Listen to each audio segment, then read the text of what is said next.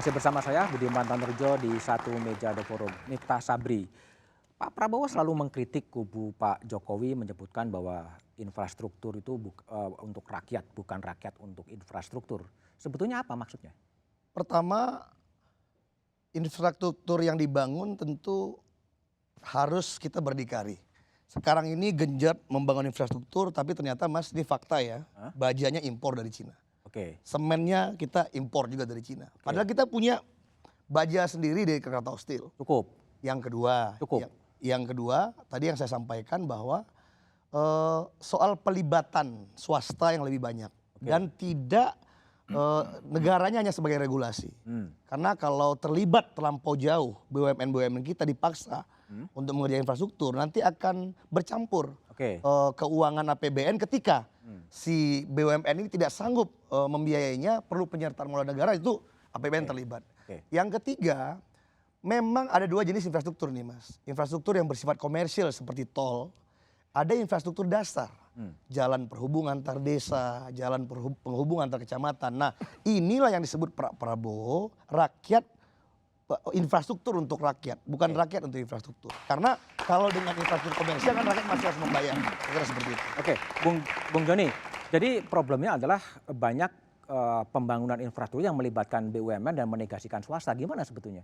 Itulah lucunya karena tidak paham gitu ya. Nggak paham? Yang pertama ini tadi kan pendapatnya Miftah. Ya, pendapatnya Prabowo apa? Kita tidak tahu karena dia tidak mengatakannya. Oh, tidak. Ya, dia tidak mengatakannya, bagaimana mau mengira-gira. Ya Tetapi kan kalau lagi debat sama itu kita sekarang, bukan kalau sama itu Prabowo. ini tim sukses ya, bukan Iya, pikirannya kan lagi dia. debat sama kita, bukan sama Kalau- Bentar, Bung Prabowo. Yani, silakan. Kalau itu yang dimaksudkan ya di dalam konsepnya Pak Prabowo, itu kan yang sedang dikerjakan oleh Pak Jokowi sekarang.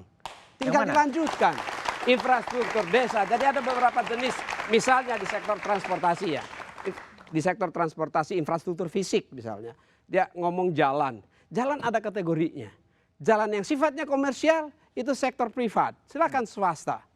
Kalau sampai swasta nggak mau juga dan urgent ya, BUMN silakan masuk. Jadi BUMN terlibat itu karena swasta nggak mau?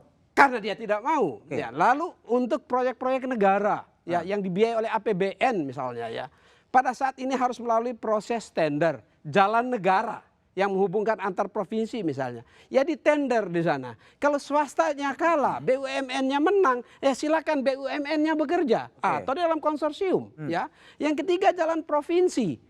Itu APBN, dibiayai melalui APBN dan ditenderkan itu di tingkat provinsi. Siapa yang menang? Keputusan pemerintah provinsi. Dan seterusnya sampai di desa. Infrastruktur desa adalah bagian dana desa. Ada prinsip di situ, Pak Budiman ya, terkait infrastruktur desa. Tujuannya apa? Dana desa diberikan untuk membangun desa dengan syarat.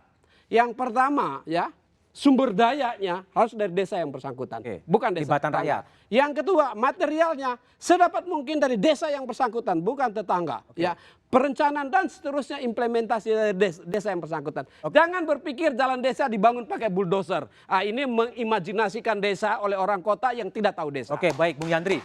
Jadi Ya, saya kira masif pembangunan infrastruktur itu kan tidak diikuti dengan pertumbuhan ekonomi kan. tidak diikuti pertumbuhan ekonomi. Hanya 5,1 dari target 5,7 sampai. Harusnya cepat gitu? Ya, harusnya cepat. Oke. Cepat artinya serapan bahan baku harusnya kan terjadi. Tapi kata saudara Miftah tadi benar bahwa kita sebagian besar kan mengimpor. Contoh semen, padahal kan semen di Indonesia itu banyak sekali. Dan itu banyak keluhan dari produsen-produsen semen, sebenarnya mereka tidak terserap dengan baik. Kenapa? Ya dari luar. Baja dari luar.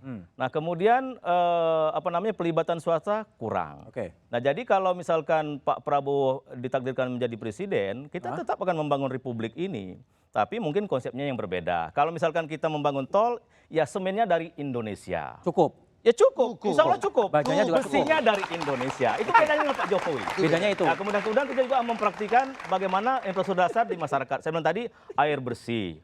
Sekarang misalkan pangan kita masih banyak impor. Coba itu yang kita genjot. Bagaimana petani bisa bekerja dengan baik sehingga penghasilnya banyak. Jadi prinsipnya kira-kira gini. Dari Pak Prabowo berdikari, tidak impor, tidak akan ada utang, semua dibangun oleh kalau kekuatan selama domestik. masih ada di Indonesia, termasuk tenaga kerjanya. Kenapa misalnya tenaga kerja banyak dari luar? Kenapa di Indonesia masih banyak pengangguran? Kenapa dari luar? Nah, maksud saya utamakan dulu karya-karya anak bangsa. Misalkan ahli-ahli jalan tol, jembatan, kan banyak juga dari ITB, dari ITS, dari mana-mana banyak kan. Kenapa misalnya dari luar negeri? Oke, baik. Saya Pak kira ini beda Muldoko. konsep dengan Pak Jokowi. Gimana Pak Muldoko? Jadi kalau kebijakannya adalah anti impor, anti utang, semuanya pelibatan dari domestik. Ya, saya juga nggak setuju lah kalau semuanya dari impor. Dari mana itu? Sebagian besar, Enggak Pak, lah. sebenarnya, Jangan terus semuanya begitu loh.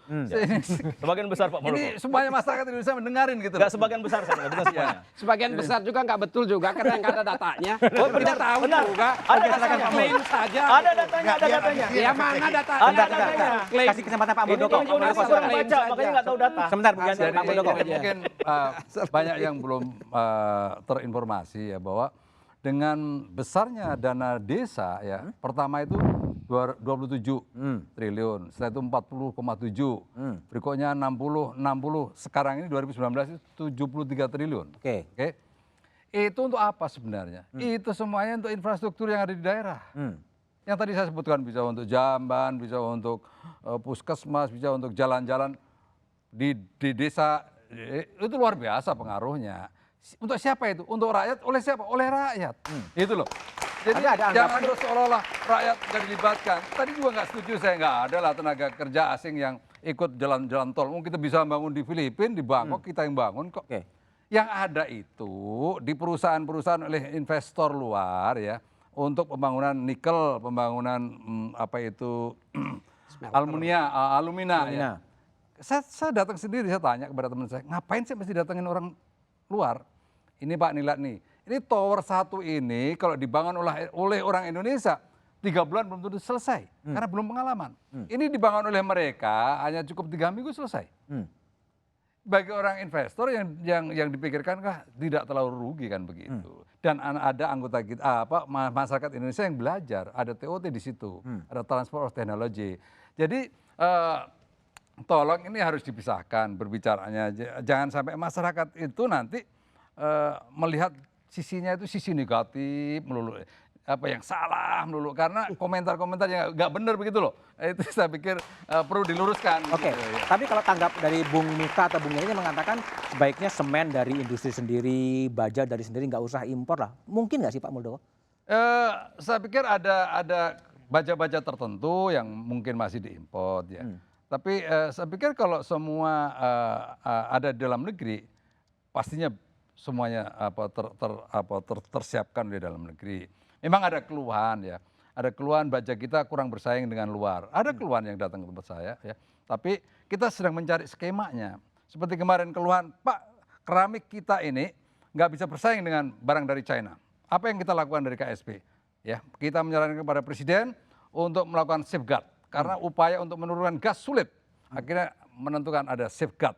Nah, sekarang ini semua pabrik-pabrik keramik bisa tumbuh dan tidak bisa import seenaknya dari China. Nah, itulah kira-kira ada solusi setiap persoalan itu. Gitu. Oke. Ya. Ada sedikit lagi Mas saya. Ada juga ya jenis-jenis barang bahan baku raw material yang memang sama kelihatannya semen misalnya ya, tapi ada spesifikasi yang tidak ada di dalam negeri. Besi pun demikian dan lain sebagainya. Yang diproduksi dalam negeri tidak memenuhi kebutuhan teknis sesuai dengan engineering design. Nah, ini Misalnya sehingga apa? ini harus diimpor. Ini saya Nah, komen. detail-detail ini tentu ada di proyek. Kita Oke. tinggal dicek di Oke. proyek. Oke, silakan Bung Miftah. Tapi saya menarik ya.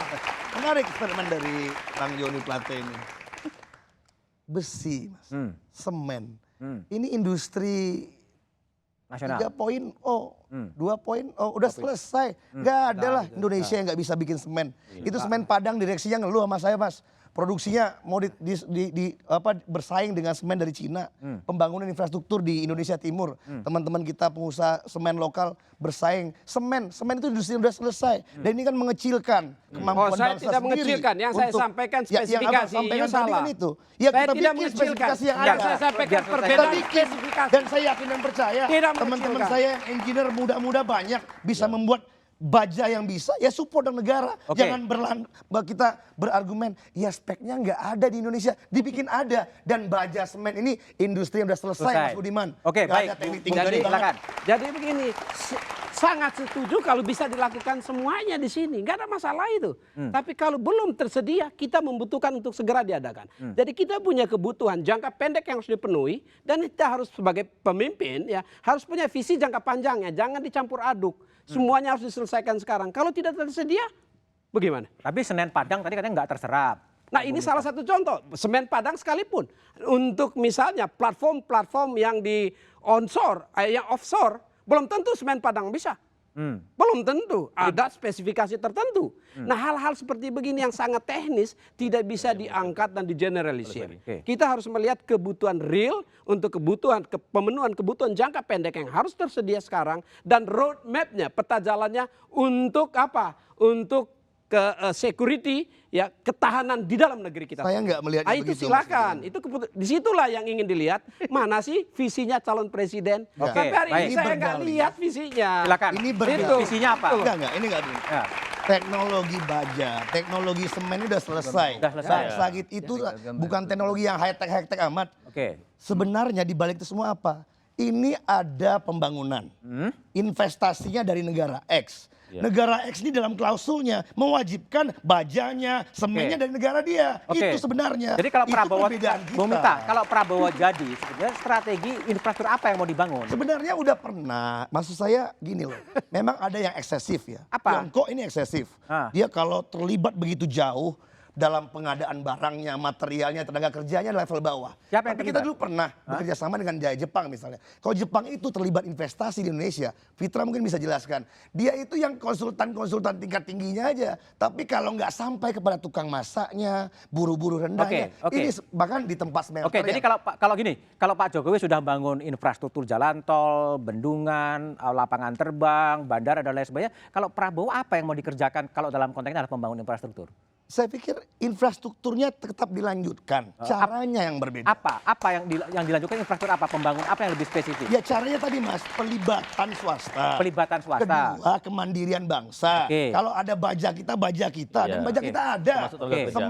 Semen Ada. kita ada. Uangnya? Dan termasuk tenaga kerja. Oke. Jangan sampai kita karena dapat uang dari luar, bahkan Mas, dalam satu pabrik nih Mas ya, nikel yang disebutkan Pak Muldoko tadi, tukang masaknya juga dari negara sebelah. Ini Oke. kan udah nggak logis gitu loh. Oke. Kalau sekedar engineer yang mengerti tadi tentang teknologi towernya benar, tapi kalau tukang manjat-manjat towernya juga dari sana, nah ini yang kita. Oke, Pak Muldoko, gimana kritik dari Miftah tadi? Semuanya serba dari seberang, negara seberang. Nah, jadi banyak yang terobsesi dengan berita-berita YouTube. Berita YouTube. Ya, jadi saya waktu melihat pemberitaan yang luar biasa tentang tenaga kerja asing, saya panggil itu Dirjen Imigrasi. Sini kamu, jelaskan kepada saya, sesungguhnya berapa tenaga kerja asing yang ada di Indonesia?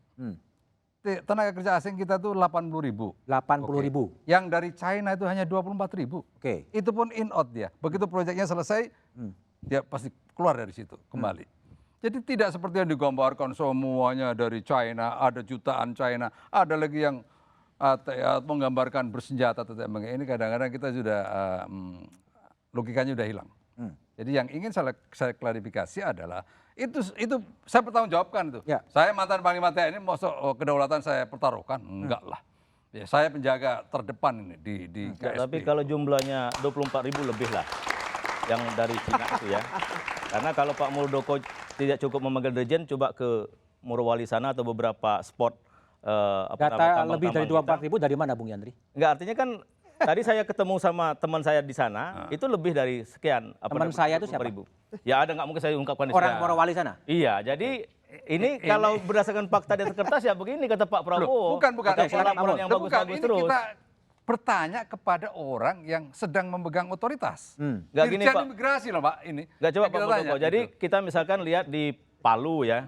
Misalkan orang turun di Bandara Palu tidak lagi melalui imigrasi. Itu kan banyak juga laporan seperti itu. Tidak lewat imigrasi? Iya, ada juga langsung masuk bus gitu loh. Ini laporan-laporan loh. Ini kan perlu dikonfirmasi Pak Mulyo. Ini kan bangsa kita sendiri. Ya, ya. Kalau memang benar adanya, mesti kan kita perbaiki. Oke. Ya kan kalau nggak ada ya alhamdulillah. Tapi kalau berita-berita itu benar, ini kan mengusik kedaulatan bangsa kita gitu loh. Baik, Penting juga kita Pak Muldoko, konfirmasi. kan selain sebagai wakil ketua TKN juga ketua KSP ya.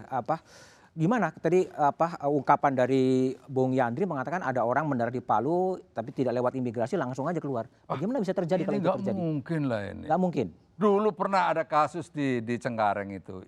Dulu pernah masuk media dari Lion, nyasar, akhirnya nggak melihat imigrasi. Itu semua orang tahu waktu itu. Ya. Itu kejadian nggak tahu tahun berapa itu ya. Tapi saya pastikan lah, tidak mungkin lah negara kita mau sebodoh itu dikelola gitu loh. Ya. Dirjen Imigrasi mantan bintang 2 kepolisian, ya. Dia bertanggung jawab terhadap security. Jadi nggak sebodoh itulah melakukan pekerjaannya begitu loh ya. Jadi mohon ini dipahami dengan baik masyarakat Indonesia, jangan kalau ini digiring terus-menerus seolah-olah itu sesuatu yang benar. Enggak, saya katakan tidak. Dan saya mengatakan yang sesungguhnya. Saya mantan Panglima, ini nggak main-main masalah itu. Oke, baik.